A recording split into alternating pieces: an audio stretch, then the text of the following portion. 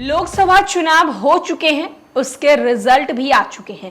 अब सबकी निगाहें राज्यसभा चुनाव पर टिकी है। नमस्कार, मैं श्वेता और आप देख रहे हैं न्यूज फाउंडेशन। क्या राज्यसभा चुनाव में लालू फैमिली को लगने वाला है तगड़ा झटका? एक तरफ जहां मीसा भारती ने इस बार पाटलिपुत्रा लोकसभा सीट से चुनाव लड़ा था और इस चुनाव में भारी मतों से मीसा भारती की जीत भी हासिल हुई। मीसा भारती ने जहां लोकसभा चुनाव लड़कर सांसदी को अपनाया, तो वहीं दूसरी ओर राज्यसभा से मीसा भारती का जो है वो पत्ता हट चुका है और अब उनकी सीट जो है वो खाली हो चुकी है। वहीं दूसरी ओर लोकसभा चुनाव के नतीजे के बाद अब आरजेडी राज्यसभा चुनाव को लेकर कहीं ना कहीं टेंशन में नजर आ रही है। दरअसल आपको बताते चलें कि एक तरफ जहां लोकसभा चुनाव के बाद पूरे देश में राज्यसभा की 10 सीटें खाली हुई हैं, जिनमें बिहार के कोटे में 2 राज्यसभा सीट खाली हुई हैं।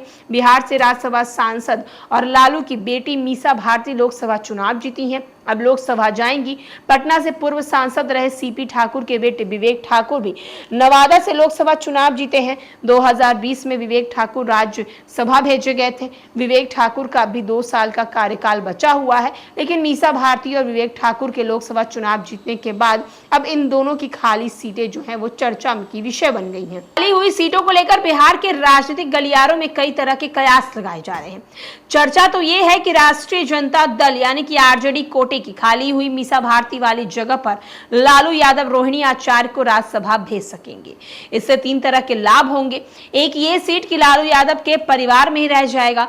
दूसरी सबसे बड़ी बात कि राजनीतिक में एंट्री करने की कोशिश कर रहे रोहिणी आचार्य को राज्यसभा जाकर सीखने का मौका मिलेगा। राजनीति में उनकी सक्रियता सुनिश्चित हो जाएगी। अगली बार लालू प्रसाद यादव को इस बार की तरह उतनी मेहनत नहीं करनी पड़ेगी। राजनीति में कदम जमाने की कोशिश कर रहे रोहिणी आचार्य के लिए ये मौका है।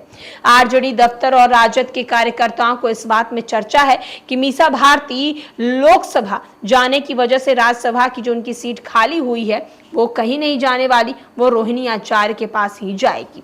बिहार के राजनीतिक में चर्चा भले ही रोहिणी आचार्य की कर रही हो, रोहिणी को राज्यसभा भेजने की जो सिर्फ चर्चा भरी नहीं है, राज्यसभा के उपचुनाव और चुनाव के नियमों के अंतर में, इस अंतर की वजह से लालू यादव अपनी बेटी रोहिणी आचार्य को राज्यसभा नहीं भेज पाएंगे।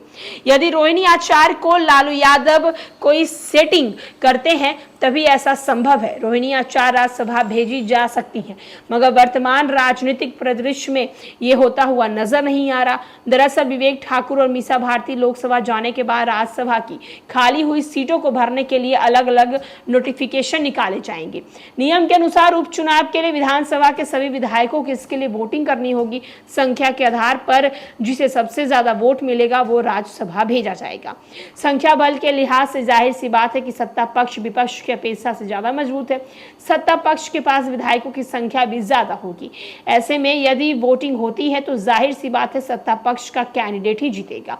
राज्यसभा पर उपचुनाव के नियमों के अनुसार ये तो होना तय माना जा रहा है कि अब संख्या बल के लिहाज से बिहार में एनडीए के पास 128 विधायकों की संख्या है। लालू यादव अपनी बेटी रोहिणी आचार्य को राज्यसभा भेजने के लिए नॉमिनेट करेंगे तो उनके पास 115 वोट ही होंगे। ऐसे में रोहिणी आचार्य हार जाएंगी और ये एक शर्मनाक स्थिति होगी। लालू यादव और रोहिणी आचार्य सहित पूरे राजद परिवार नहीं चाहेगी कि रोहिणी आचार्य बैक टू बैक 2 बार हार का सामना करें। देख रहे हैं लोकसभा चुनाव के बाद अब राज्यसभा चुनाव को लेकर लालू परिवार जो है वो कहीं ना कहीं तिगड़ी भिगाने को लगा हुआ है। लालू परिवार कहीं ना कहीं ये जरूर चाहता है कि रोहिणी आचार्य जो है वो मीसा भारती की सीट पर नजर आए, क्योंकि आपको बताते चले कि मीसा भारती लोकसभा चुनाव जो जीत चुकी हैं और अब वो सांसद तक पहुंच चुकी है, लोकसभा में पहुंच चुकी हैं और उसके बाद उनकी जो राज्यसभा की जो सीट थी वो सीट खाली हो गई है। अब देखना होगा कि राजनीतिक गलियारों में जो चर्चाएं हो रही, उन चर्चाओं को लेकर राजद की तरफ से क्या कुछ प्रतिक्रिया सामने आती है।